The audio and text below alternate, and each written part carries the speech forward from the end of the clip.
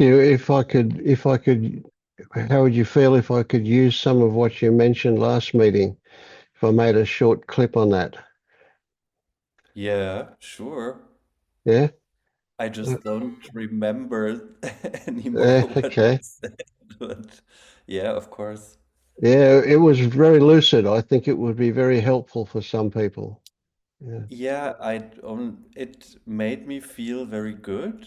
And then I questioned myself, was that like this tapping on my shoulder moment? But it wasn't. It was just like um, kind of uh, reinforcing, like I was getting aware of things myself again by telling Tammy what I thought. So yes, that was yeah, it nice. was good. Yeah. Hi, Susan.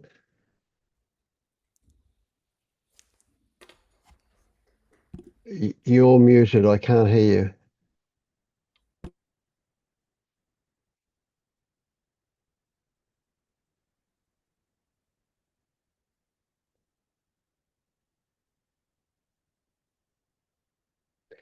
If you turn your phone sideways, you'll get a bigger picture, and then you can swipe the screen left to right to see different controls.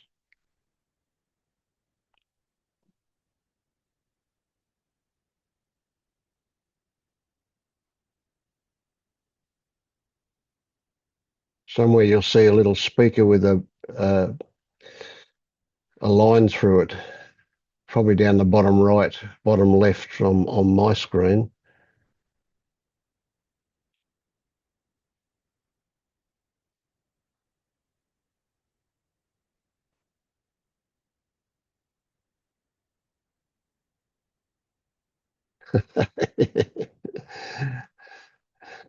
I don't use a phones for this, so I'm not familiar with where things are on it. There you go. Now, Now we can hear finally, you. Yes, good I'm stuff. I'm technical, totally stupid. It's all familiarity, isn't it? Yeah. Yeah. Yeah. So good to see you. So as you're a new face for me, tell me where you're up to with this stuff. Good question. Um, yeah, uh, I. If you want to know, like, if I see through self, no, I don't. I can see everything intellectually, but I didn't had a shift or something like that. But I'm in this stuff for many years now, and came to you um, through Pernille and Todd, and Yes, through I also tried. Uh, oh, I don't find the name. Like where you are also participating, like where you that Liberation Liberation Unleashed. Unleashed. Yes, yeah, got it. Yeah, Liberation. yeah, Yes. right. So um, this is an age-old thing that happens. People say, "I've only got it intellectually. I haven't had a shift." Yes, Yeah, of course. yeah. It's an interesting one, a very interesting one. So, what do you expect to happen as a shift? Do you expect to have a big epiphany and be able to walk on water? No, not really, but something different. Like, yeah, there's a lot of suffering, and a lot of thinking, and uh, yeah, I find it difficult to not think because I did it my whole life. And to Yeah, me, the point I'm hanging is like, what's about my future? This is the main the main thing for me. Like, what is the next step? I'm always thinking about what is the next step, because I have some problems in work now. I'm thinking about changing work, and also like perspectives for life. You know, um, this is absolutely my focus. I was always like, someday I have to know what this all is about and where's my path on this. Yeah. Okay. Well, that's a good answer to where you're up to. Yes. You're in the right place to do something about that. But this is crazy because as we talk, when I say to do something about that, I'll also say there's nothing you can do about that, Mm. right? But there's nothing you can do about that, whatever that is, right? So tell me what your suffering is. Tell me how much suffering do you do? Do you suffer every day? Uh, yes, I would say every day. It's yeah. I'm not working since 6 months because of these troubles in my work. I'm I'm doing nothing. Like, the doctor gave me the permission to stay at home, and I'm doing a psychotherapy, and yeah, there's a lot of fear. I never thought before. I thought fear is not my problem, but with all this stuff came a lot of fear, Mm-hmm. and yeah, it's there's a depression because, you know, since years I just lost more and more interest in things. Like, everything felt empty to me, Mm-hmm. and I didn't know why I should meet people, why I should do things. The only thing for me is important is nature, mountains, stuff like that. But yeah, I feel empty inside, and I Mm-hmm. can see the way. I can see the way is, yes, to go this spiritual path. But I always found I'm switching. Like, I have to follow the rules from the normal world because I'm not seen through self, because Mm-hmm. everything is confused in myself. So I've sometimes I think I'm between two worlds. Like, Yeah, yep, yep. I guess you are. Kind of one foot in one world and one foot in another world, and neither of them are very satisfactory, eh? it's not really. But yeah, Yeah. I'm doing most things with my mind, and I think this is also, of course, my handicap. I Yes. just I need to understand things, and this is always like, I also don't talk to people about my spiritual stuff, only to Yeah. some few, because I'm always afraid nobody Yes. will nobody will That's understand it, and they will. Yeah, my yeah. children, they are not interested in that, but Yeah. um, Yeah. I, I, yeah. That's a big one, isn't So it? Because you're in a world where most people are not on this path. So really, you can't talk with them about it because they don't understand. They don't even understand what the path is, let alone why you would be on it. So yeah, of course, yeah, but I don't understand why the other people are not on this path. Why, yes, true. why are other people happy? Why are other people can do all the things they are doing, and I'm always question all these things. Yeah, why Mm, I'm so different? And also yeah.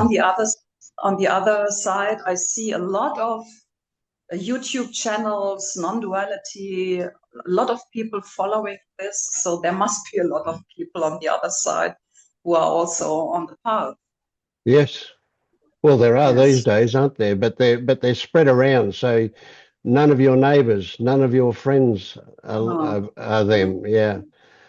no, But but here you meet people who are, and here you can talk about this stuff, which is a yeah, start, isn't it? Yeah, yeah, it's a pity that my English, I always felt my English is not the best. I'm always searching for words. It's not fluent like if I would have grown up in an English yeah, speaking sure, country. yeah. Let me tell you, my English is pretty good, and I still have trouble finding the words to talk about this stuff. Yeah, Yeah. language doesn't really work very well for this stuff. So we have Mm. to use metaphor a lot of the time. We don't we just fumble our way through when we're talking about it. So yeah. So I can tell you that everything that comes out of my mouth is rubbish. Absolutely everything. But it's the best I can do. Yeah. Yeah. Uh, yeah. Yeah. First, I want to say thank you that you are taking your time because it's 10 p.m. in Australia. I think it's really, really late to stay up and talk to people. This would be my time to go to sleep. Yeah. Yeah. Thank No, it's okay. We do this one is a little bit shorter than normal. This will probably only be about 2 hours. But you. yeah. Yeah. Well, I'm really pleased you're here, and I feel optimistic about things. I think, what am I going to say? Things improving for you. Well, that's a stupid thing to say, but it's a good way to look at it at this stage. Things will improve, right? We're not going to stop your thinking. That's not possible. Do you recognize that you can't control your thoughts? They just turn up, don't they? Yeah, of course, of Yeah, course. of course. So when thoughts turn up, we can't control them. We don't know whether they're going to turn up or not, what they're going to say, what they're about. That's pretty habitual, that stuff. What we've been doing for years and years and years kind of sets the tone for the nature of our thoughts. But the good news is that doesn't matter, right? What thoughts are about isn't the issue here. It's our relationship to thoughts. So Mm. we're going to shift your perspective about things. We're going to start looking at things in a way that you haven't looked at them before. Well, maybe we don't know that you have or you haven't, but I suspect that if you're still suffering, you haven't recognized that there's a way of looking at your thoughts where the same thoughts turn up, but they don't cause the suffering that you experience now. So that's Yeah. that's that's one thing that will happen. Mm.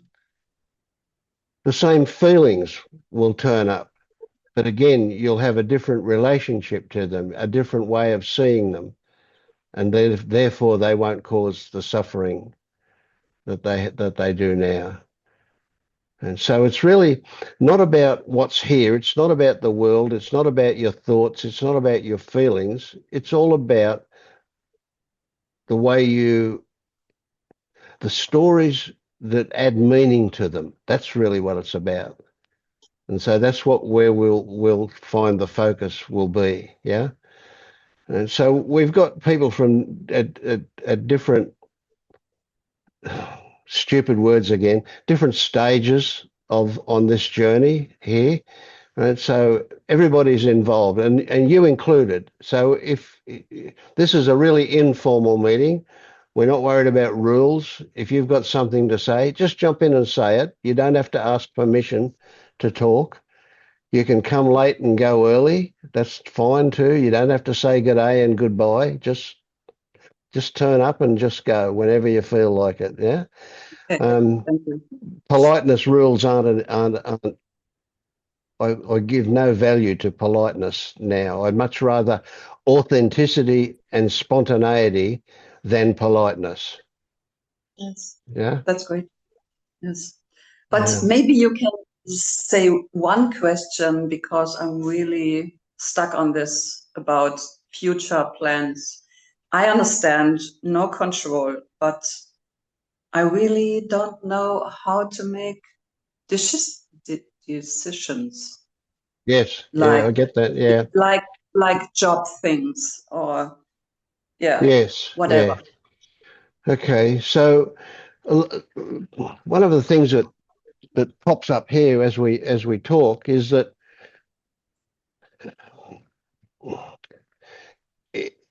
if I was talking to somebody, like if I talk to Tim or to Rod or to Leonard, all of them, they've been around this stuff for a while.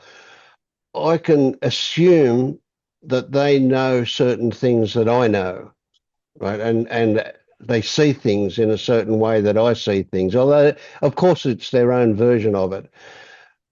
But when we're starting from somewhere like where I imagine you are, we have to kind of go step by step into things. We have to progress slowly, if you like, through to we see some things, and then once we see them, that's a foundation for seeing other things. So that's kind of what will happen as we talk here. So, um, so if I say to you, I don't make decisions, you probably don't know what I'm talking about. How do I manage in life if I don't make decisions? Uh, Yet my wife would describe me as making decisions. She sees it as making decisions, but I don't.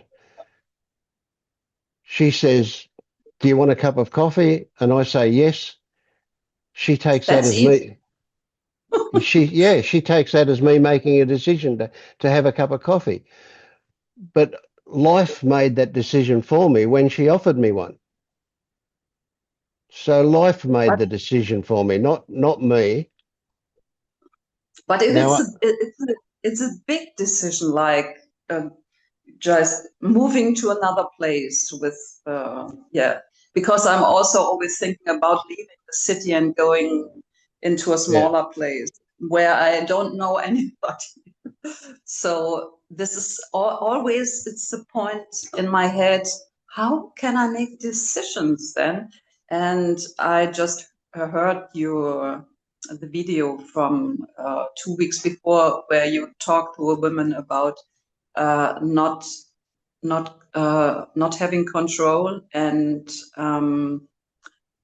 surrendering. But I can't imagine this yeah. in my life.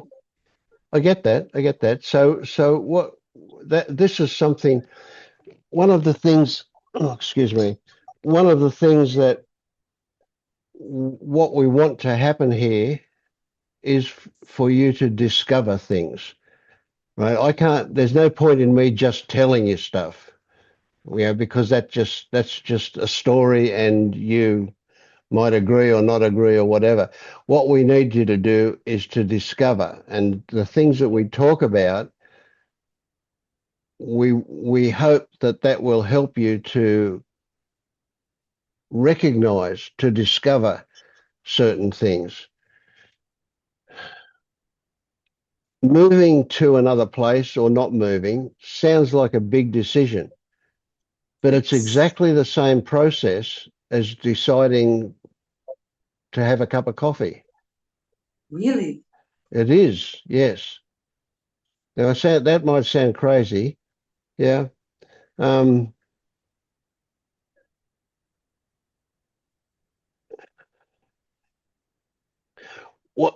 what's involved for you in making a decision? I rather imagine that the answer to that will be that you'll think about it a lot.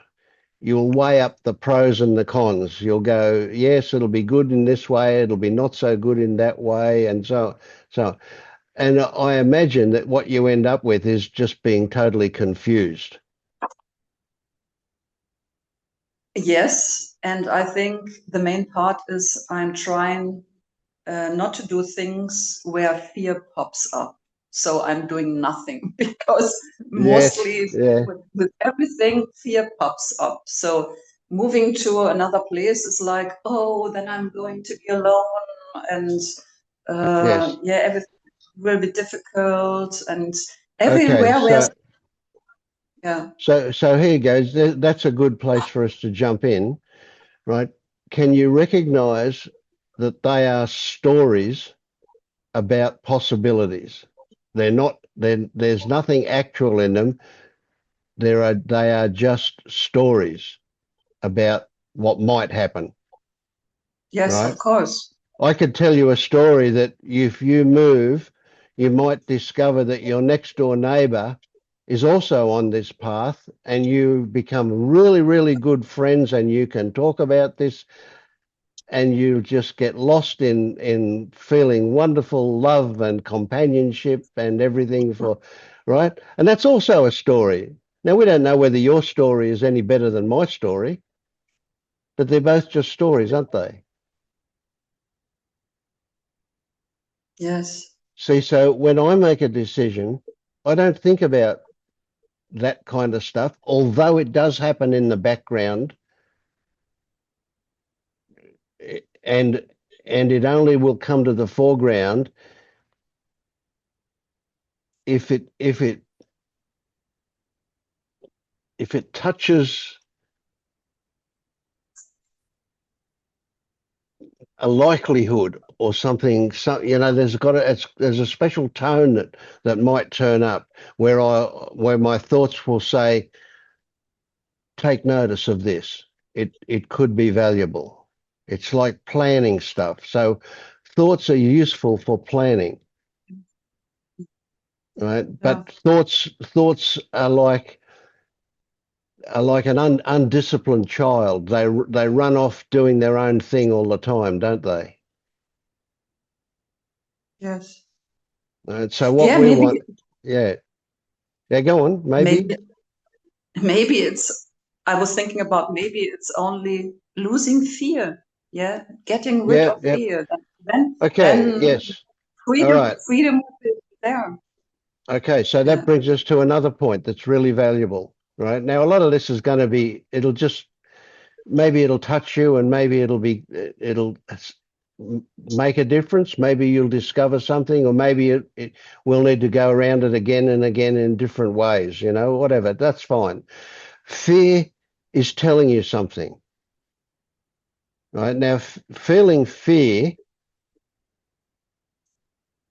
and when I say that, I'm thinking, oh, do you feel fear or do you think fear? What's your experience of fear? When you have fear, can you think of something that brings up fear right now? yeah, I think I could. Yeah, Yeah, yeah. Well, do it and tell me what your experience of fear is. It doesn't have to be a big fear, just anything that. yeah. It's always a friction, clenching in the body, like a lot of feeling unpleasant in my stomach. Yeah, Okay, but mainly I feel, that'll do. That'll do. That's good, right? So there's going to be a lot more than just your stomach area, but that's frequently where we feel fear in the pit of our stomach. Yeah, yeah, an English saying. In the pit of our stomach is generally where we would feel fear when it first hits us. And yeah, that's another saying. It hits us. It kind of comes along like that. Now that fear comes as a result of some belief that you've got. Now you don't have to know what that belief is. In fact, you probably don't know what that yeah, belief is, because otherwise, if you did, you wouldn't be feeling fear. You'd be feeling something else. Right? yeah, So fear has the job of keeping you away from something. And it works very well at doing that, doesn't it? It keeps you away yes, from. Yeah. from many things. Yeah. Yes, exactly. And that's its job. And it works very well to do that. What you'll find, though, if and when you go through that fear, you'll find that what it's keeping you away from isn't really relevant, right? It's fear of the unknown, and it's a monster under the bed kind of fear, right? And when you actually get to look under the bed, there's nothing but a bit of dust under there, right? But until you get there, it's something real. It's big. It's a monster, and it's got to keep you away from it, right? And this is stuff that gets programmed into us when we're kids, usually. Not always, but usually. And we carry it with us for our lifetime, and we don't even know it's there until something triggers it. And so for you, the idea of moving, that triggers it. Yeah. So Yeah. we'll get to find out about that as we go on. That's something that will show itself. Maybe not. Yeah. We don't actually need to know the details of it. We just need to know that it's something that's there, and we want you to discover that it's not relevant for you in this day and age. You're a grown woman now, so you don't need to carry a child's fear with you anymore. But that's very likely the process that will happen. But let's be patient. There's a lot to come through. We've got a lot to get through as we go along this path. So again, anything that you say, anything that you think, anything that you feel, they're all doorways for us to investigate. And really what this waking up stuff is, it's not spiritual, it's human. It's very much Yes. being a deconditioning some of what's been conditioned into us by Mm. an innocent, naive, but rather inappropriate society and adults, our parents and the people around us that we've learned how to be. They've all got they believe stories all the time. Well, we're going to learn what these stories are really about. That's all. Yeah. Yeah. I feel I'm talking a bit much. Come help me out here, Rod and Tim, Leonard. Say something to Suzanne. Right, let's turn the sound on. Okay, yes, I did actually just send a message to Suzanne about a free book that you can get, which you've had, Vince, and I know Tim's got one as well. The 4 Stages of Enlightenment. It sounds a bit corny, but it's a very good book, and it details all of the kind of problems that we've been talking about here. Okay. Yeah, I've seen somebody send me a message, but I don't know where it's now. I will look later on. Thank Yeah, you. if you check it out, because it's probably one of the most informative books and wide coverage books on sort of awakening that I've ever found.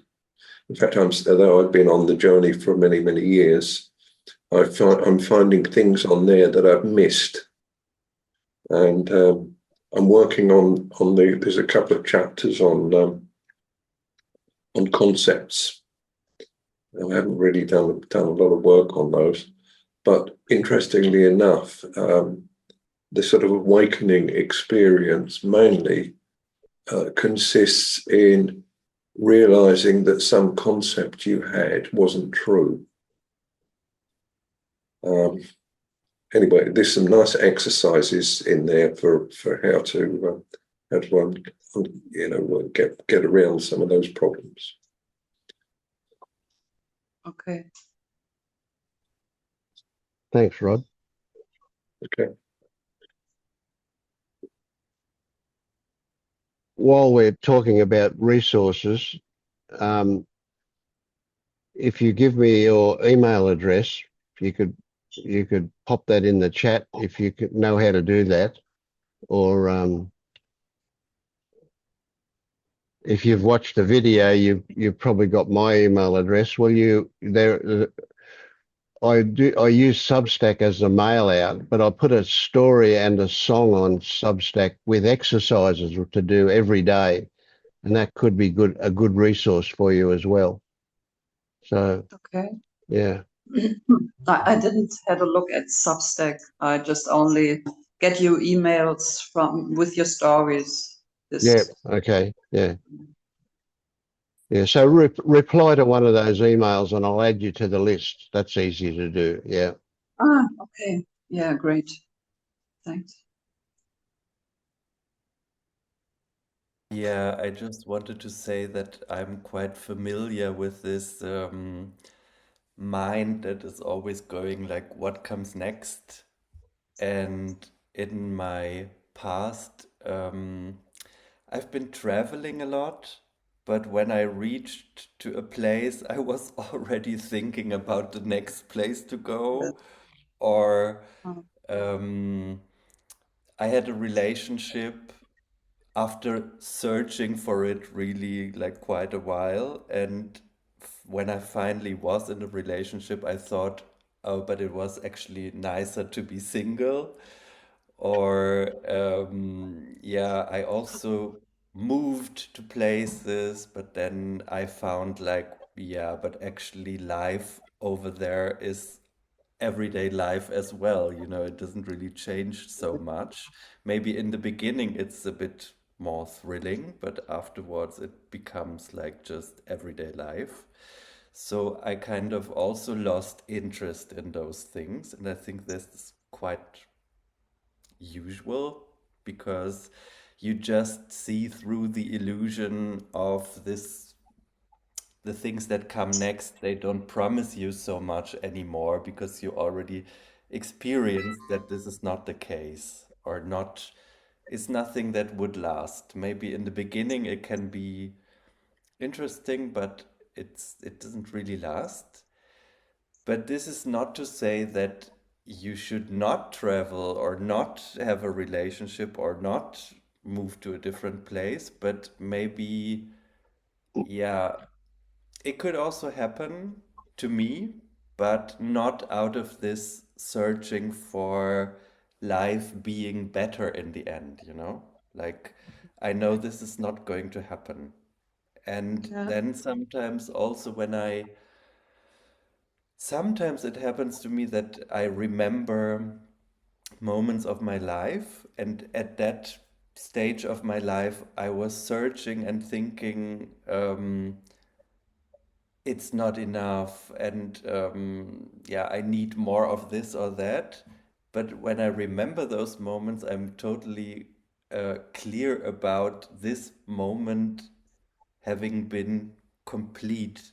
You know, it was totally what was there and what was supposed to be. But okay, that's remembering things. I mean, that's something in the past.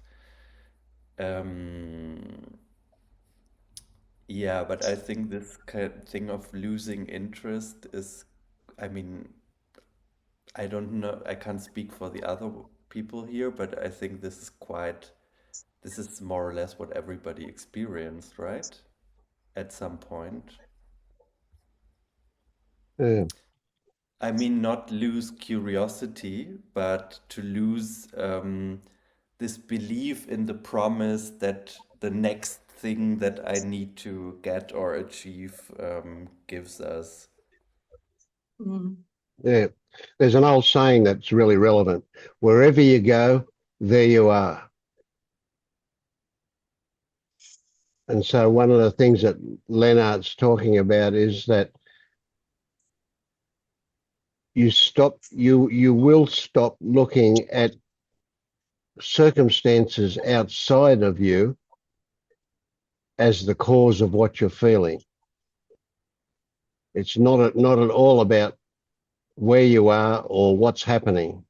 It's all about how you see that, your relationship with it. Yeah.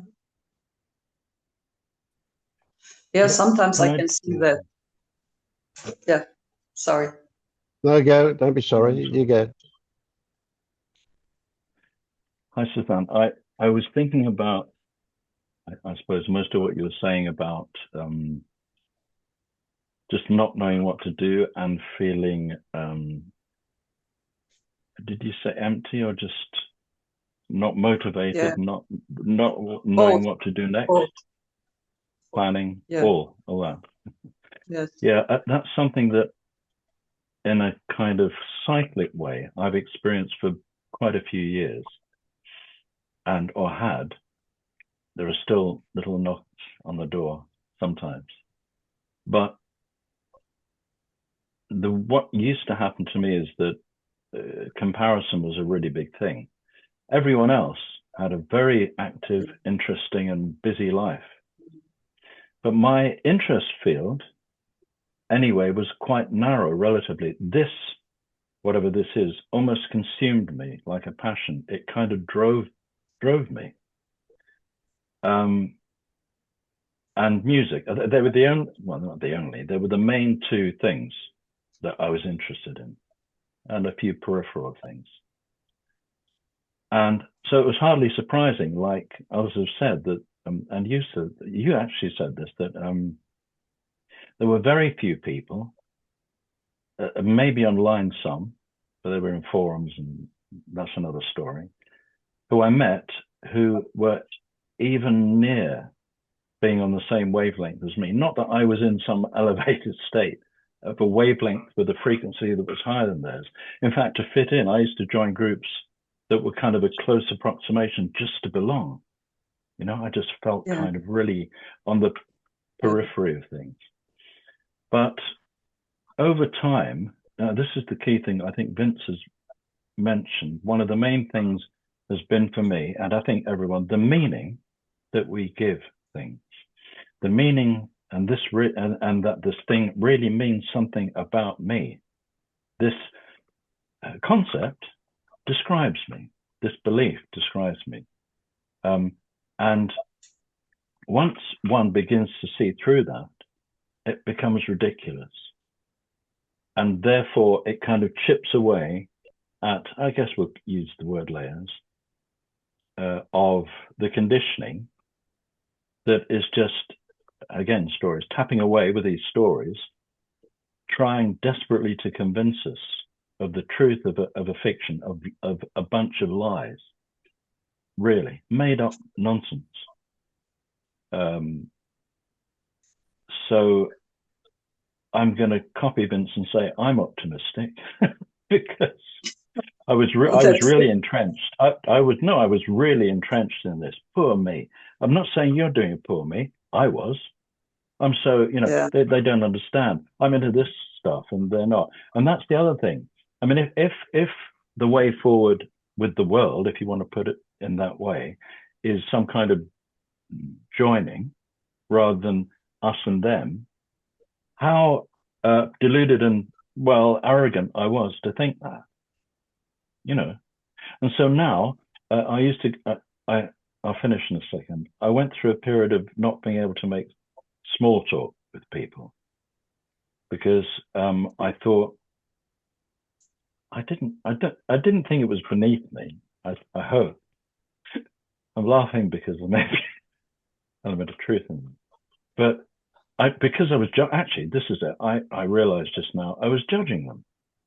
I thought, why are you talking about this shit when we could be talking about fill in the blank? There was that. So that was just complete bollocks, nonsense. So what am I saying? I've lost my thread, which may be a blessing. What was I saying?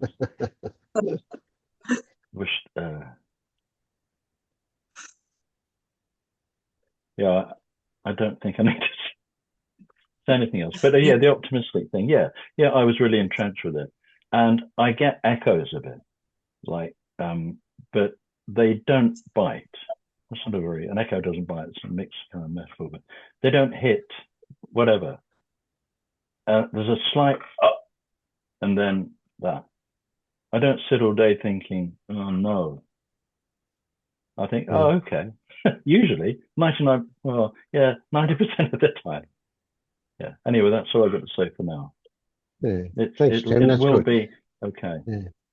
So one of the things that Tim was saying that's worth pointing out to you is there's no finish spot. There's no end place. There's no I'm done with Oh, of this. course not. No. It keeps on going, yes. But it gets better. It thins out and gets less frequent, that suffering and so on. But yeah. So a lot of this is really about getting a more realistic view of our expectations. Yeah. Mm. So you'll hear people say things like, it's not appropriate to consider this as a way of fixing your suffering. This is not going to fix things for you. But see, that's kind of right and it's not right. Right? So it's like, it's not in the old way, we always thought of things as a cure. We want to end our suffering. That means that we want to divorce ourselves from our suffering. Well, that doesn't work. When we try and push away our suffering, we just entrench it. We make it stronger. So really, it's a weird one, but there's an irony in it, and that is the way out of suffering is through suffering. So the way out of fear is through fear. But the way to change things is to face what is here, not to turn and run away from it. If we try and run away from it, it chases us. Wherever we go, there we are. Yeah. Yeah. Yeah. Yeah. Yeah. It's Yeah. easy to see. It's easy to see, but it's difficult to Now, to go okay. through. So look at me for a moment. Did you see that when you went, oh, a second ago? Can you remember you doing that? It's a little That bit. Yeah. that was brilliant. That was beautiful. That was a little surrender. That was Uh-huh. you accepting things. Now we don't notice those things often, but they add up.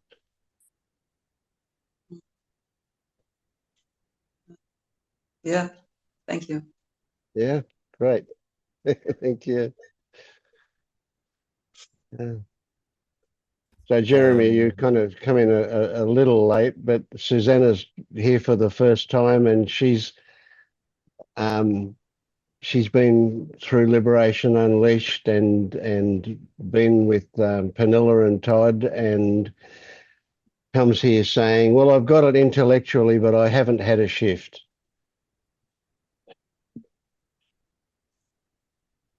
Jeremy knows what we're talking about. That yeah, that resonates. That resonates hard.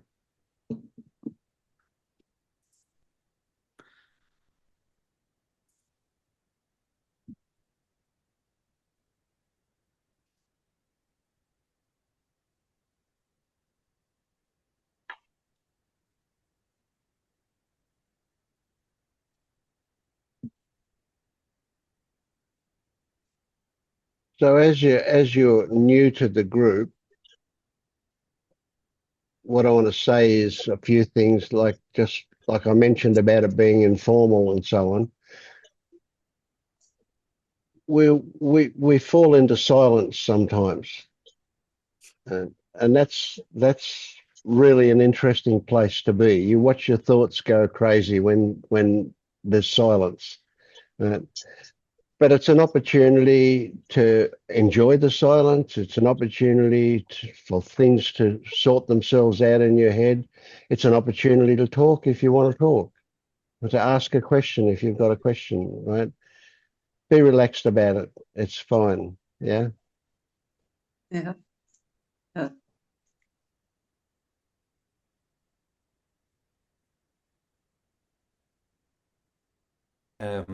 Suzanne, I just wanted to ask you, how do you feel at the moment about not working? I mean, I'm asking this because I'm I had a burnout.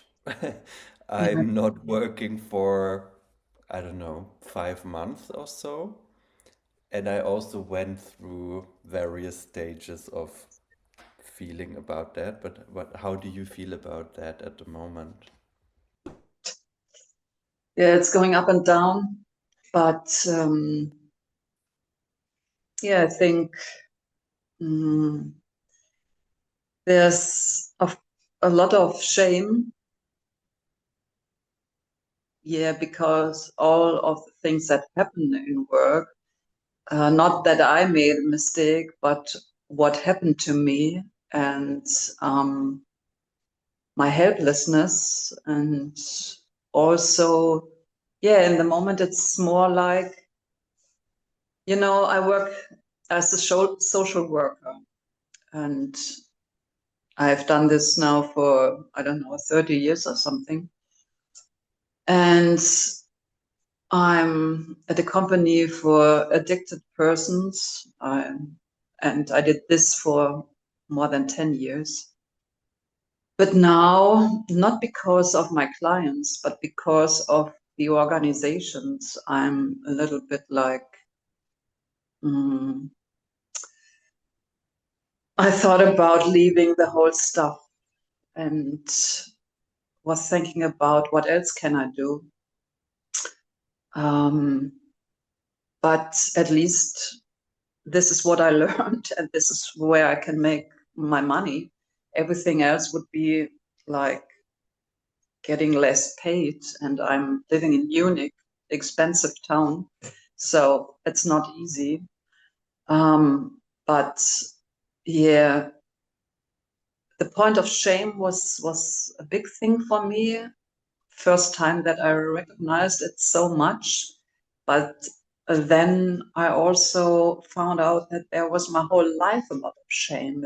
It's a little bit like fear. I really didn't felt the fear before, but the last month it was so clear I couldn't look away from that. Also from the body feelings. Um, so yeah, it was also kind of burnout. I have this chronicle tiredness since years. Since, yeah, my kids are now 28 and 22. They are not living with me anymore.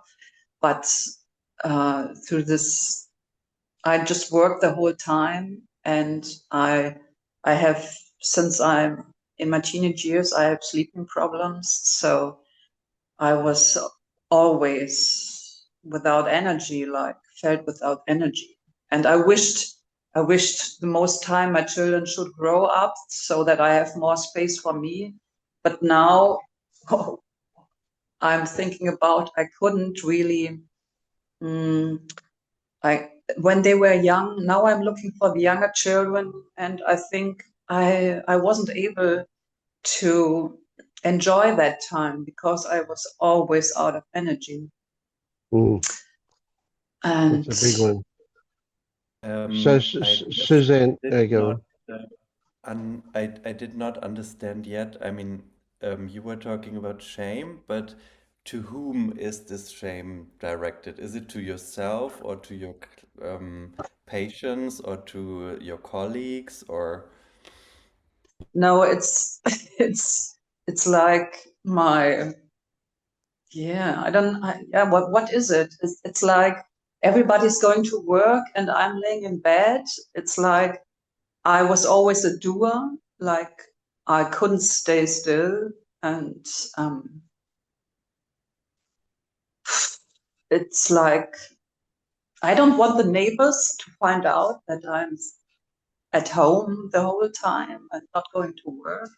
This kind of shame. I don't want Mm, people to know. Yeah. yeah.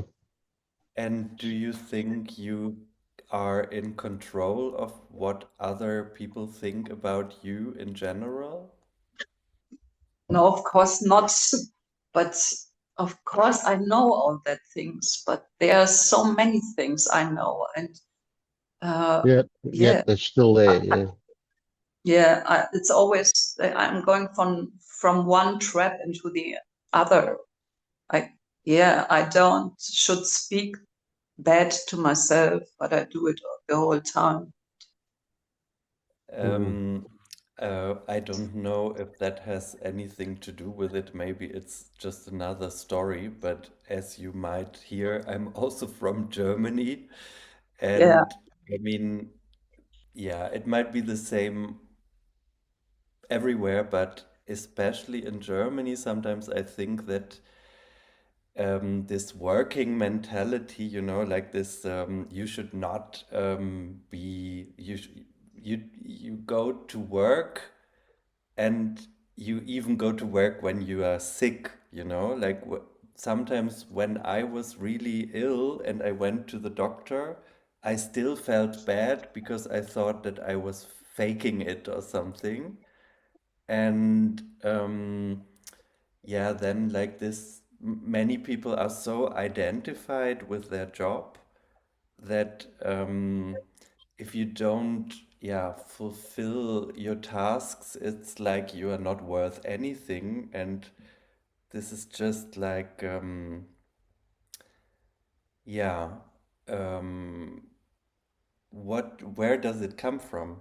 That's like the interesting question. Like, why am I a different person if I stay in bed or if I'm like 8 hours in the office or something, Like what's the difference? What is there really a difference? I mean, yeah, but it's like it's always this judging, and I find myself judging, not only myself, every other person. There are so Yeah, many things. I'm going through this world judging, judging, judging, and I'm getting really, I hate it. yeah. I So think, it's yeah, that's important to appreciate that a lot of our attitudes about things are what we're taught, and different cultures teach us different things. And one of the things that Leonard is talking about that I have seen as well, I believe, is that in Germany, people are very stoic, very disciplined. And so the conditioning for that is stronger there than in a lot of other countries, in other cultures. Would you agree, Yeah. Leonard? Yeah? I think so because I lived like 5 years in Argentina and it's not like that. I mean, for example, people in Germany start working at 8 o'clock in the morning.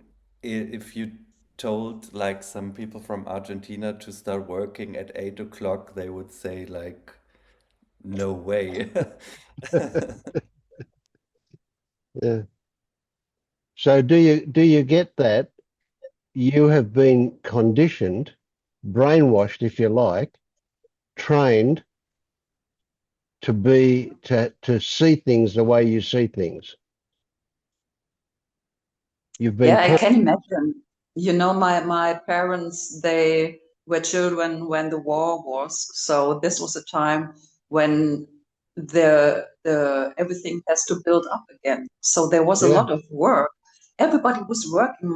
My parents were also hardworking. So yeah, uh, and it was important to get a car and a house and yeah, yeah. So you can see where your shame comes from when you can't conform to the way they said you should be, the way your society says you should be. When you can't conform that way, of course you judge yourself. I'm writing a story today about laziness. There's no such thing as laziness, right? oh, that's good idea. Yeah, you can be out of energy. You've run out of fuel, and somebody calls it laziness. And as soon as they call it laziness, firstly you feel guilt, and then you feel shame. Yeah, and I feel a lot of anger, Yes. Yeah. and feel ashamed about my anger. Yes. It's circular. You can't get Yeah, you can't get away from it, can you? it's Yeah. crazy. But would you say that it was your decision to learn from your parents that it's so important to work? No, of course not. Of course not. My parents didn't have any time for me, and I have not a good relationship to my parents. It was difficult since now, or Yeah. it is difficult since now. I'm just saying this because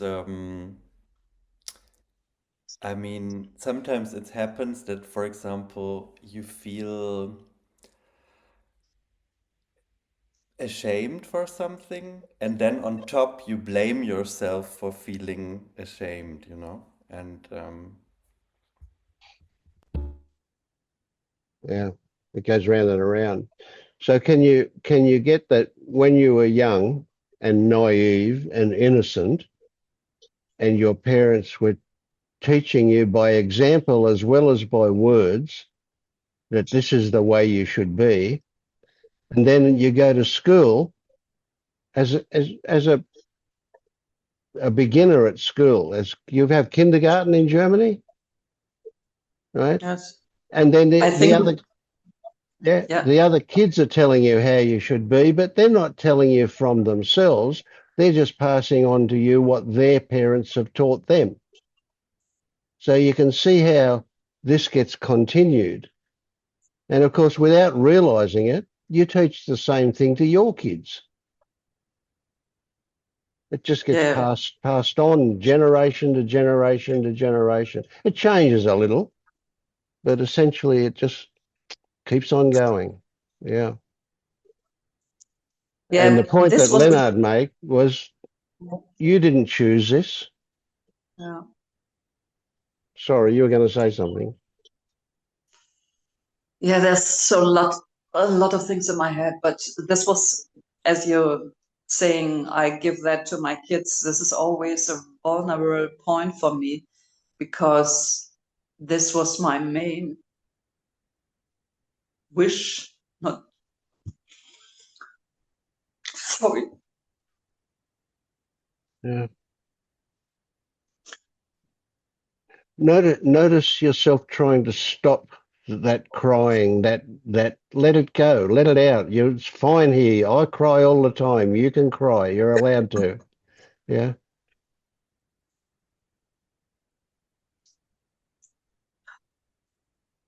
No, I just wanted to be the perfect mother.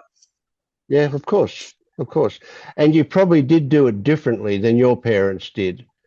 But Yeah, but but it, we can't do it completely because we don't know any better. yeah, but at least I was so exhausted that I wasn't able to be enough Hmm. there for my kids. Yeah, Yeah. and I feel guilt for that too, that I was not strong enough, Yeah. not happy enough. Yeah. Yeah, It's there's several things about this one. It's really valuable for you to allow the expression, your sadness, your grief, your shame, your guilt, all of that stuff that comes with that. To allow it expression is very valuable. That cleans things out for you. At the same time, you will also recognize that it's done. You can't change it now. It's already happened. yeah. I think in the beginning I was searching for enlightenment, for not to feel all these things. I just want to make like everything is fine, and Yeah. I see I'm free, and yeah, I think we can all relate to that one. We're all looked for enlightenment for that reason. Yeah. It's, Mm, but yeah, I understand by now that I have to go through the feelings, but yeah, it's still mm. difficult. Yeah. Well, you're doing a great job. Not that I'm saying it's easy, but it's happening. You are doing it. Yeah. Yeah. Gosh, when you said the word free, for some reason it gave rise to the thought that um, I used to want to be free from that experience of crying. Like the physical sensations of crying and sadness were um, painful. I was pushing it away. I didn't want it. Um, and now I feel free to cry, to feel those things without any of the shame, without trying to push it away. It's almost like, oh, here comes a good cry. Let's dive in. Let's feel it. Let's go for the ride. Instead of trying to say, I wish I was free from all this sadness. And now it's just like, oh, this is interesting. Mm. So that's something for you to discover, Suzanne. That in the old way was always that we wanted it to finish, we wanted it to be over, we wanted it done. Right? The new way will be that you discover there's a sweetness in that. There's in the tears, in the crying, in the grief, in the sadness, has a beautiful, beautiful sweetness to it if you face it rather than turn your back on it. Yeah. But you'll discover that. You will, because we do a lot of crying here. Yeah, Yeah, I can see it with crying, but what is with all the other feelings like shame and anger? This is yeah, something I also struggle with, like with my anger, because if you look at different YouTube videos, they always say just bring it out, but in me there was often this energy, so that I was unfriendly to people because there was more like passive aggressive anger, but I sure. still struggle with anger and yeah, at least Yeah, also with shame. yeah. Yeah, Well, with these things are tricky, and of course, society does not encourage those things, right? Even though we see a bit of it. But here is a wonderful opportunity for you. And if you feel anger, then be angry, swear. You know, it's a perfect place to let it out, to express it. If I say something to you and you think that's fucking bullshit, tell me. I don't mind, you know. It's okay. You can be angry. I don't take it personally if you're angry. That's you being angry. Yeah. You're allowed. You can do that here. Now, obviously, you can't do that down the shop, down the supermarket, you know, whatever. You have to behave in a certain way there. Right? So this is an opportunity to discover about those things that you can't in other places. yeah, but what comes in my mind directly, but I don't want to be an angry person. I want to be kind. Yes, Kindness is, hey, you're not an angry person. There's no such thing as an angry person. For a start, you're not a person. Yet you haven't discovered that, but you will. You're not a person, and that person isn't angry. Anger happens just as the illusion of a person happens. So there are things for you to discover too. are Not that you, you don't have to adopt it, but you'll discover it. so are you still angry? Yeah, I get angry. And you feel okay with that? Getting angry Yes, with other, that's perfectly great. okay. I don't get angry very often, And when I say I get angry, they're not the right words. They're just the way of describing it. Anger appears occasionally these days. And it's interesting. I would say that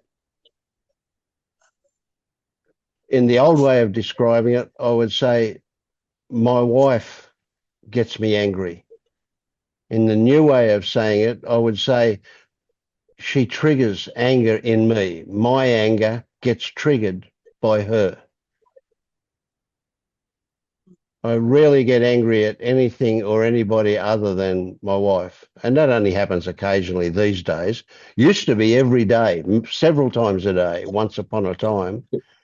But now it's not. Ooh. I've only got a vague memory of it happening all the time, but I know it used to happen every single day. I'd get really frustrated about stupid things, and then I'd get angry after the frustration. Yeah. But was there a change after your awakening? Yeah, but it didn't change. Well, it kind of did change all of a sudden, but it's been progressive. So if I try and remember now, when was the last time I was angry? I kind of can't. I don't know. You know, it was probably weeks ago. And when I get angry these days, it's a flash and it's gone. So it happens really quick. It can be very intense, but it lasts 1 or 2 seconds. And then it's seen and it goes almost straight away. So I'm saying, yeah, that's stuff that's still happening for me. But here's the interesting bit. I don't care. I do care that my wife will take it personally sometimes. So I can say to her, I'm not angry at you. And she's saying, but you were yelling at me. Yeah. Now she can't see that I wasn't angry at her. I was yelling at her, but it was my anger in me being triggered by the situation that caused it. And so it wasn't. I'm a bit sad's not quite the right word, but let's just say I'm a bit sad that she takes it personally sometimes, and that the consequences of it are there. But that's all. I'm not sad or upset about the fact that it happens. It's just a remnant that will keep happening until it doesn't. And that's why I don't care, because eventually it won't happen. Maybe I'll die before that happens. I don't know. Yeah. I don't know if you'll See find these? this helpful, Suzanne. Oh, go ahead, Vince. No, you go. Um, just a couple things that I feel that might be helpful for me to mention. For me, you've probably heard this before, but it wasn't like this sudden big bang shift where I was suffering all the time and then sudden bliss. It wasn't that at all. It was more like death by 1,000 paper cuts. It was those moments of um, anger arising really intensely, and then when something like I'll just use anger, like that happens over and over and over, and every time it happens, there's just a little bit more of being aware of how that arises in my body and what sensations that's like. And then a little bit more every time of seeing the appearance of a connection to something that's in my thoughts. That person did something and they shouldn't have done that. And then a little bit more of, that's just my expectations. Like there's some conditioning in my head that's telling me that that shouldn't have happened. And so it was just like this um, slow dissolving over time, where it's like each time the anger arose, I got a little bit more of a picture of kind of how ridiculous it all was. um, and so that whether it's the sadness, the crying, the anger, the reactions, they still happen. Um, but it, like the cycle of um, being aware of it happening, being aware of what's happening in my body when it arises, being aware of the thoughts, like it, all of those dots sort of connect a lot faster. Um, and I'm able to see a situation for what it is, where instead of having the anger arise because I guess I'll use my wife too, because that's probably the thing that um, activates it most easily, and I'm around her more than a lot of other people in my life. Um, Instead of having, you know, the dishwasher loaded in a way that I disagree with, and having that, uh, what's the word? That residue of those emotions and the feelings just like stick around all day. Um, it'll happen like in a split second, where it's like I don't even have time to react to it anymore, because I go from, oh, there's that sensation. Oh, that's because of my conditioning. Oh, that's because I have expectations that it'd be different, just because of that's how my brain and my thoughts and my beliefs were conditioned to believe. And um, gosh, like Tim, I don't know where I'm going with this. Maybe that's Yeah, good. yeah, that's good. That's good. uh, Yeah. but I think mostly it absolutely wasn't sudden for me. It's been a very gradual thing, and I don't know the end. I've lost my train of thought. Is that Yeah. helpful at all, or is Totally, because yeah, at least I think there must be a point where the recognition about something changed, and of course, I wish there is something that makes a click or something, so that I know. So now I got it, I have it, and I hmm, don't lose it, and it's yeah. I read it or heard it so a lot in the internet things. Yeah, what I saw. So Yeah. yeah.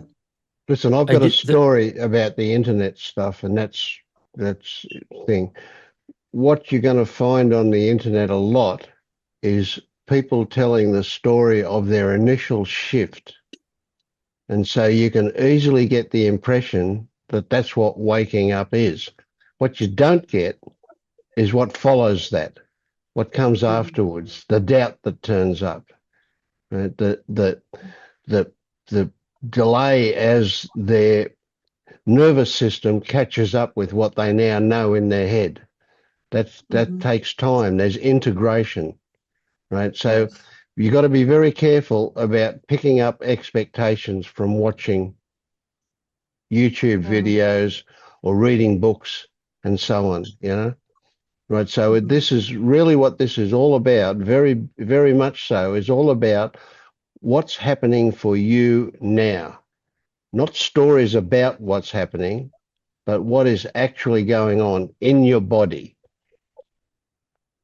So I'll say this to you, your body won't lie, your mind will. Mhm. Now, it's not to say your body's always right, because it will respond to what it's learned, but it always responds accurately to what it's learned. And we're going to change some of that as well.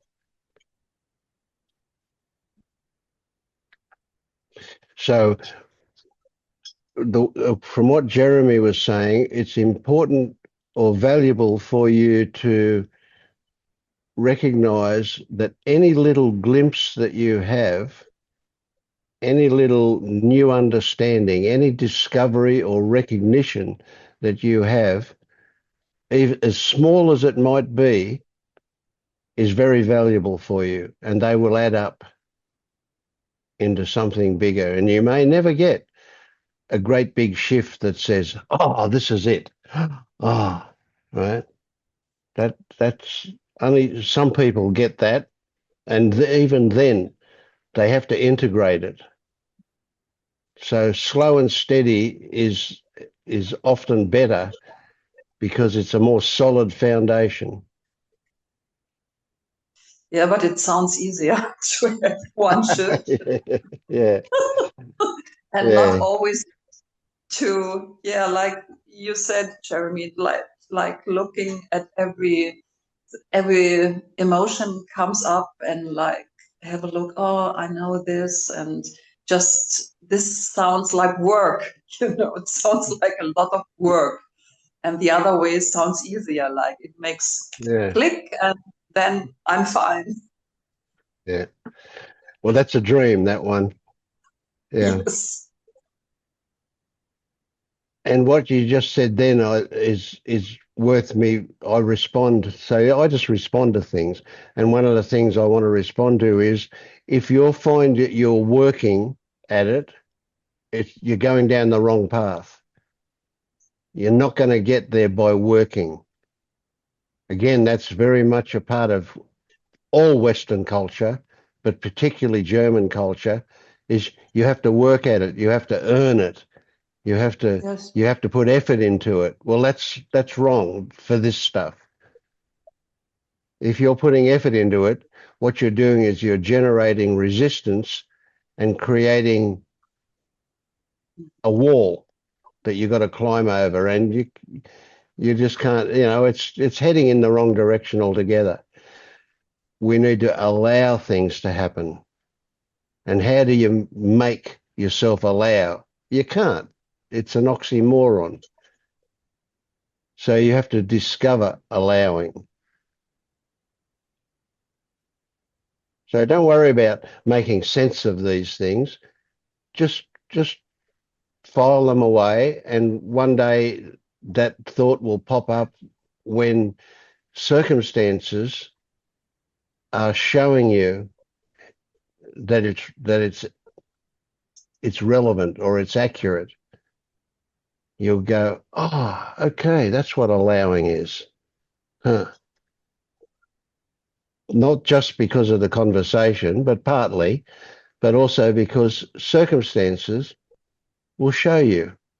And because of the conversation, you'll be awake to the circumstance.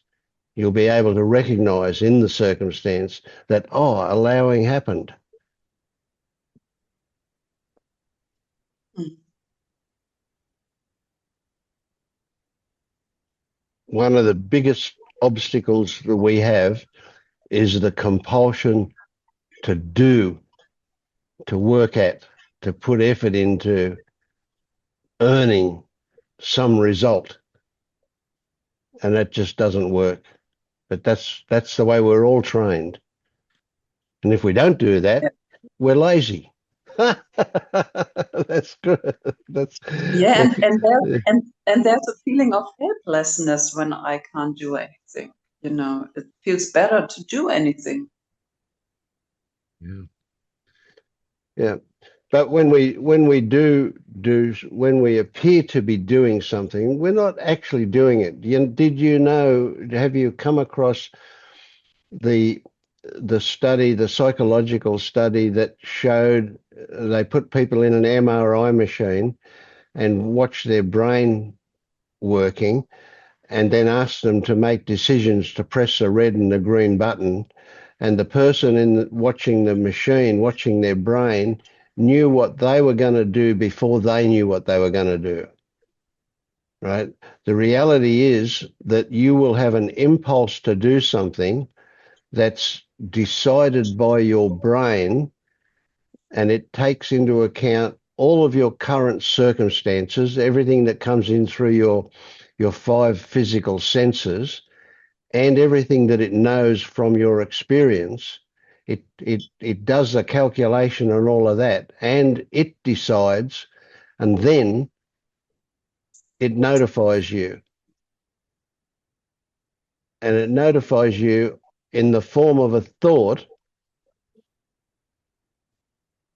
sometime after the decision is made by the organism, by your brain.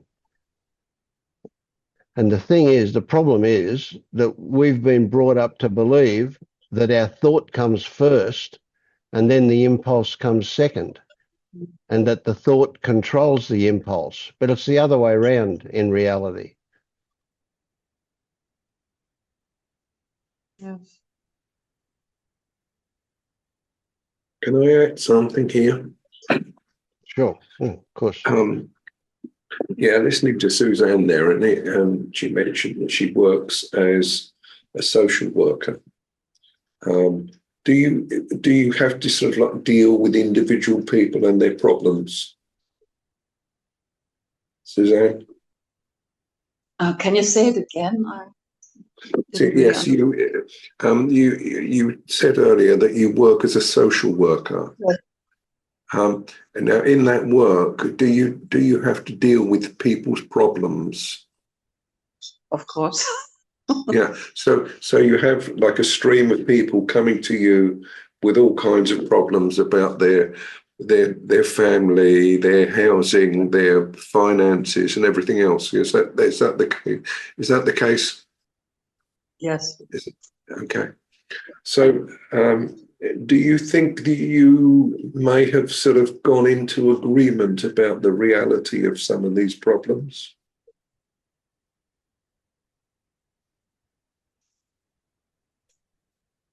Didn't understand the one word. Did you say agreement? No, reality. Have you, like do you find yourself agreeing with their view that these are terrible problems that they have? Yeah, I'm a little bit more responsible for my clients than I should be. So I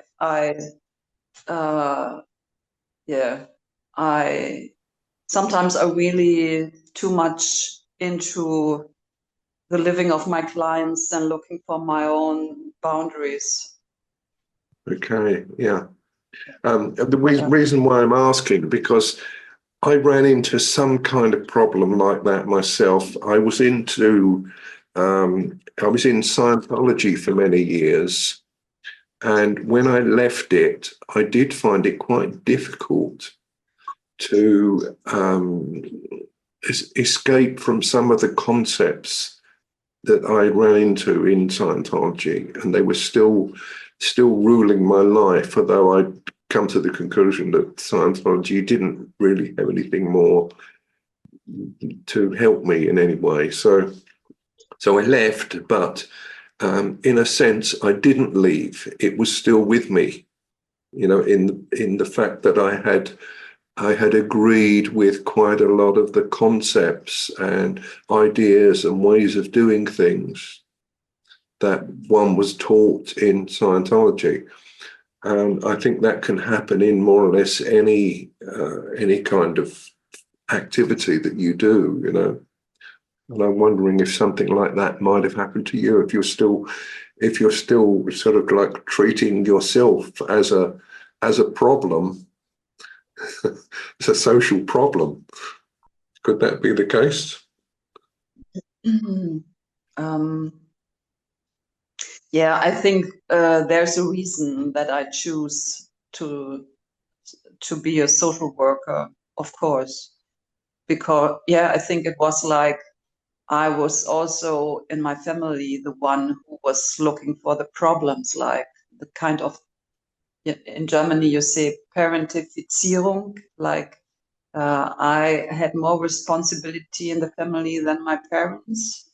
So I think this was the reason that to me, was helping other people was always a good thing, at least, and a good ground for a job. Like today, I would do totally other things, like doing something with biology or like, I don't know, climber things or something like that. But when I was younger, I was really I was much into politics and much into social, how to say, was heißt Gerechtigkeit? Justice. Social justice. So, yeah. Okay. Okay, well, that was just an idea. I don't know whether any of that, applies, but I remembered we have a family friend who is a social worker, or she's actually retired now, but she would sometimes not be having a difficult case, and you could tell that she was very sort of introverted into the problems that she was trying to deal with at work. Mm. So I know that can happen. It certainly happened. It happened to me in Scientology, because there are many problematic things about Scientology, and in almost every profession has its problems of one kind or another. Even how to solve a technical problem. You could be thinking about it for days on end before you get an answer. Anyway, there we go. That's all from me on that subject. Yeah. You could even call it a form of PTSD. Yeah.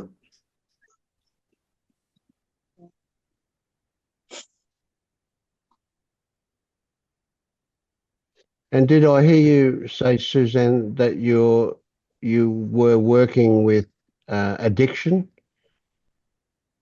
Yes. So drug and alcohol addiction? Yes. Yeah. Mm. Yeah, both my children are nurses, and they both work in drug and alcohol, so it's of interest to me. Yeah, Mm. yeah. And my son these days, him and his wife are now working purely in alcohol addiction with alcoholics. Yeah, so that's interesting. Mm. Yeah. For some reason, I'm feeling an urge to share this. Um, I was describing like just my experiences with anger and sort of what that experience is like now compared to what it was before. Let me describe the last 5 or 10 minutes about like what my experience is like um, uh, today. After I stopped talking, I felt this tension in my throat, and then it moved down into my gut, and then I felt the muscles and tendons behind my knees tighten up, and it shifted around. Uh, I noticed thoughts about, oh, what was I talking about? Was that going to be helpful? Um, did it make any sense? I was trying to connect and help with Suzanne, and did it fall flat? And then I noticed that there's like these beliefs that like, oh, if I'm showing up here and Vince calls on me not, to kind of like provide a perspective on somebody else's experience, then there's sort of this conditioned expectation that I should have answers and I should have things figured out, and those things should be helpful to somebody that's looking for those things. And then I noticed that, oh, that's just the conditioning in my brain at work. And there's emotions that are happening and there's bodily sensations, and maybe they're connected, maybe they're not, but then it's almost just, so then that all happens. And then I just uh, feel the sense of surrender or letting go, and like, oh, there's nothing that I could do about any of that, and it just happened, and that's that's what happened. Excellent. That's great. Do you did you hear Jeremy, that process that he kind of experienced? Yes, yes, yes. I Yeah. heard it. Uh, Yeah. I recognized you are really into your body. I thought, I think I wouldn't recognize this immediately, all what happened in your body. Yet. So, Yeah.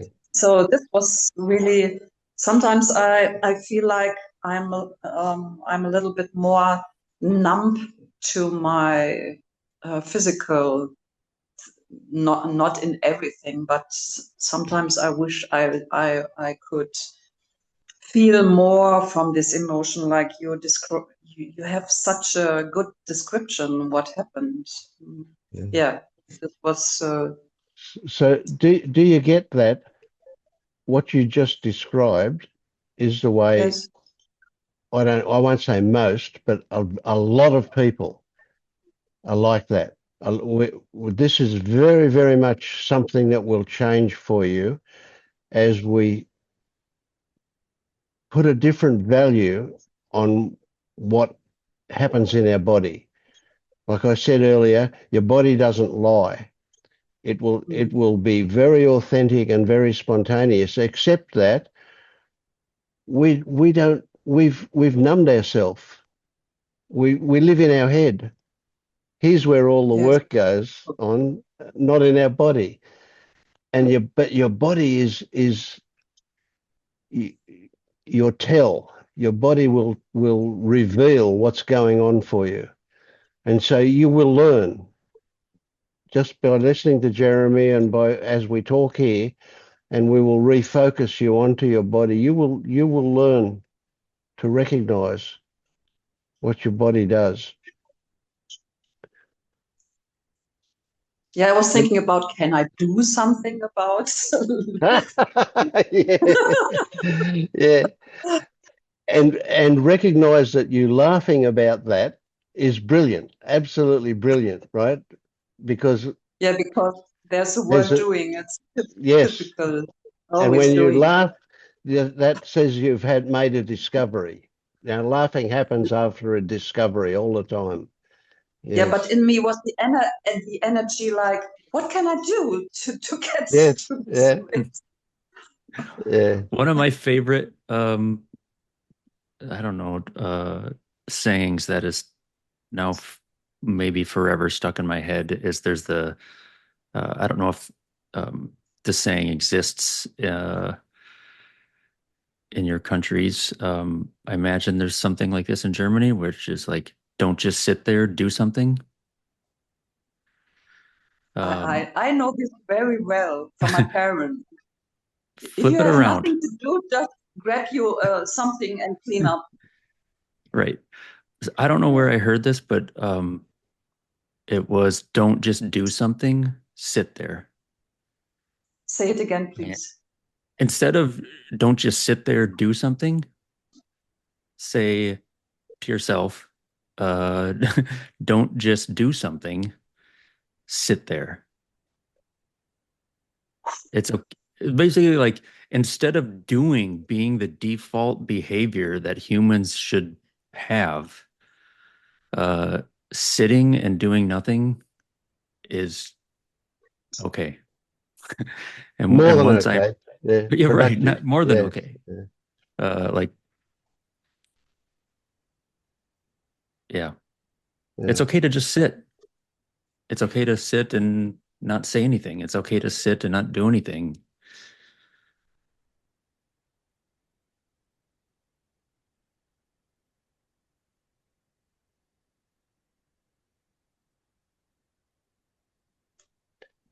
Yeah, actually, it's not possible to not do anything,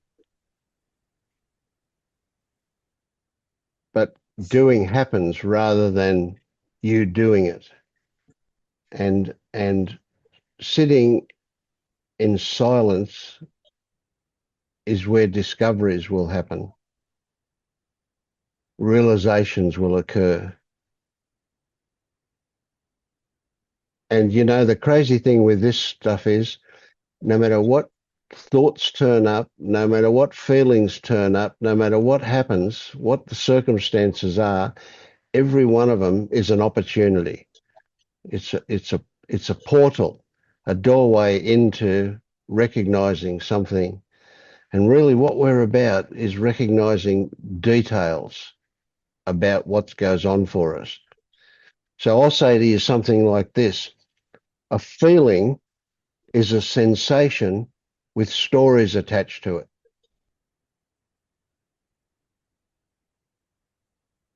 Now, again, they're just words until you discover that's the case. But you will discover it.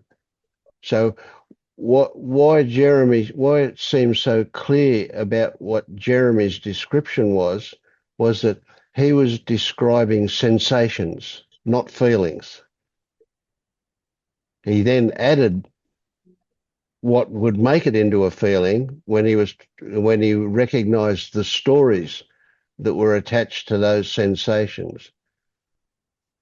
Okay, so this is a lot because we're piling a lot on you in one go here, but you will come to recognize that a sensation does not contain any information. There is no instructions in a sensation. They get added to the sensation in the form of a story, which could come as thoughts or a belief, and we don't even have to know what it is, but they get added to it to give it meaning. And the sensation itself has no meaning. It is just a sensation. But again, that's something that you will discover. Yeah. Yeah. It's something I can understand from the intellect, but I know it's hard when situation happens. Just don't go into stories. Yeah. It was now I have to share something because I was in a Zen dojo 2 days before, like first time to just looking for a sangha or a place where spiritual people are. And it was the first time with Zen meditation. And there is a woman who is the leader of this Zen center. And during the meditations, they make this walking, and this walking was so fast, different to other walking meditations I've been. And she was really to me in a very unfriendly tone. She said, Susanne, you have to go like being 1 meter from the others. And I really, when we sat down, she said again, everybody has to be in the rhythm. And I felt like immediately it was in my head, she's so unfriendly. In Buddhism, people should have kindness. And then I recognized my thoughts about all this. But it was also upset in me. I recognize it, but it was really hard to calm myself down because I felt so sensible about her tone. But it was like a little awakening also for me how sensible I am.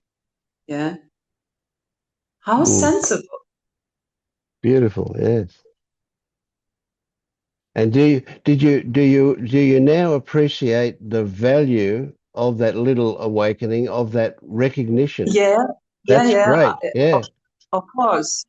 It was a little bit frightening to me because I thought about all the other stories I had with other people. Yeah. Yeah. So here's a good story. Our brain is a predictive organ. That's a way of describing it. What happens when with our brain is that it it is only interested in the minimum amount of information that is required for it to form an opinion, to create a story about what's going on, right? So, as an example, you might be imagine that you're walking down a path, and out of the corner of your eye, you see a big mass of green on a brown stick. And the brain immediately says, ah, that's a tree, right? What will happen if you have no need to do anything more is that your brain forms the image of a tree, and you will relate to that image of the tree that your brain has formed as though it was the actual tree. You will believe it to be the actual tree, but it's not. Yes. It's the image of a tree that your brain has produced. And your brain does this with everything. It just sees things out of the corner of its eye, and it immediately has a story about what it is and what's going on. Right? Yeah. And that's fine. That's a good shortcut way of energy saving way of doing things. But what it means is that in most cases, especially with other people, we have ideas about them, and then we believe that that's the way they are. And we don't relate to the actual person. We relate to our idea of the other person. Yeah. So this is also one of the things that you're going to discover is when you do that, you'll start to see that there is what they call a direct experience, where you will actually experience what is actually there, and the stories about it will come later, and they'll get added to it. What Panilla will call post-it notes on reality. It's brilliant. I love it. A great concept.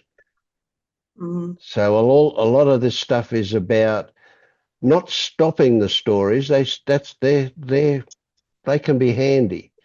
It's about recognizing them when they happen, recognizing what is actual and what is a story, and how we take the story to be actual frequently and then believe it to be actual. Yeah. Yeah. So you saw that with that little experience at the Zen dojo. That was great. Yeah.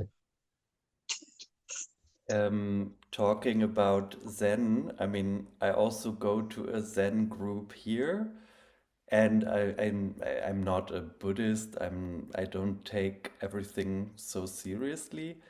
But in the beginning, I was kind of like, do I really have to chant in Japanese now? And I found it like a bit, I don't even understand the words and what is this all about. And then there are rules, like a ritual or something, what you have to do first and next. And then one day, I was asked like to do this chant and to beat the drum. And I was like, Oh, oh my God, oh please don't. No, I don't want to.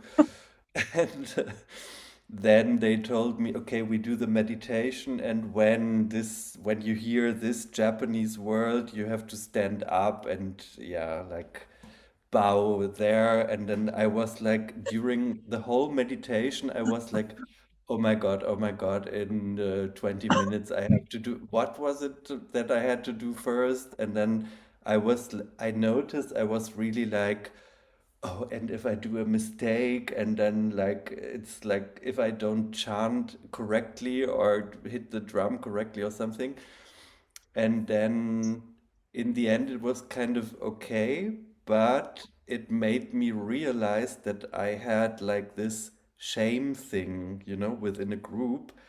And like after a while, I noticed that it, there's nothing wrong about doing things wrong. It's just like those rules in order to be um, mindful of those things. It's like just for the sake of mindfulness, but it doesn't, nobody will tell you anything if you do something incorrectly.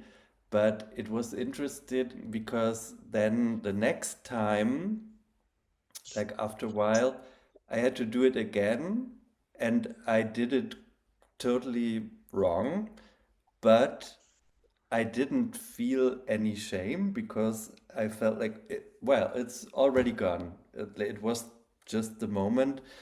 And then I noticed also that it had been like very self-centered to think like, I am the one who is going to sing and beat the drum now, and I have to do it correctly. It was just like they told me, no, everybody has to do it once in a while, and that's just something you like, yeah, it's just something you do for the group because it's not going to be always the same person.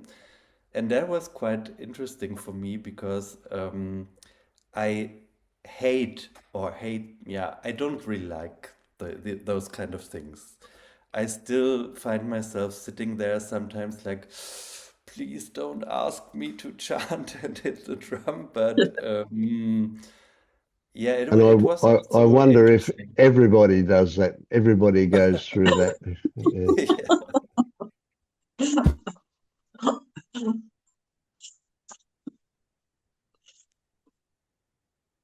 Yeah, maybe it's a learning process. Everybody in the dojo should go through this experience. Like, yeah, it would have been the same with me. Yeah, I would have been frightened for the moment. I'm a perfectionist, so uh, it's not allowed to do mistakes. And it's not and it doesn't matter if everybody says it's no problem. To me, it's a problem to make a mistake. Um, so it's a good learning thing, of course. Yeah. Yeah, Yeah. also, I mean, why, and that's, I don't know if it's also about German culture, but why are you supposed to never make a mistake? I mean, for example, this shame thing, I mean, in my job that I quit, but when I began there, um, like there was a secretary who was very unfriendly with me, and I did sometimes, I mean, I forgot to sign a document or something. And then I noticed when I was at home and the weekend would start. And then the whole weekend I was like, oh Yeah. my God, I Thinking. didn't Yeah. assign this paper. And then on Monday she Yeah. will be like super mad with me and Yeah. like and then at what point I thought like this is so silly. Like why is my whole weekend spoiled thinking about that? And then I discovered, yeah, I mean, I was new to this job. I told you before, I have this thing about being in a group and belonging or not belonging to this group. And of course, you want to do everything correctly and never make a mistake. And then yeah, it was about shame actually, because yeah, I mean, can I also be a member of a group if I do a lot of mistakes or Mm. not? And then I noticed, I read a bit about shame, and I think it's like one of the oldest human emotions. And if you think of like people from the Stone Age, if they did bad things in their group, maybe they were left alone and then the tiger comes and eats them up or something. But if I don't, if I forget to sign some paper on Friday and what the fuck will happen, you know? I mean, but I think this shame thing is, I mean, it really helped me to understand, it's something from the Neanderthaler, like from the um yeah, from prehistoric times. And good old shame again. So it made me like look at it in a rather humorous way, like, Yeah, and I found it quite interesting to, yeah, why shouldn't I make mistakes? I mean, exactly. Yeah. Are you human? What human doesn't make mistakes? yeah, and it's like totally weird to construct this system where everybody has to pretend never to do any mistakes. And then probably when you did a mistake, you will try to put the blame someone else in order not to Yes. have to feel the shame yourself or something like that. Mm. I find it interesting to even think about, Vince, you had mentioned how our brains are like prediction machines. Um, and maybe one way that I think about a mistake is simply a difference in result from what my brain predicted would or should happen. And so then like the mistake only exists in thought. Like Mm. my thoughts wanted something to happen, or my thoughts predicted that something would happen, or Yeah, said that something should happen. That's not yeah, what happened, and now that's judged yeah. as a mistake when Mm. it was a prediction, and it seems absurd when you think about it in terms of that way. It's like Yeah, the only absolutely. thing that happened was that something happened and it was different than what my thoughts predicted would happen. Exactly. So in that case, there is no mistake. There's just the difference between the expectation and what actually happened. So even so, to say it's a mistake is just a weird way of describing that difference. There can't be an actual mistake.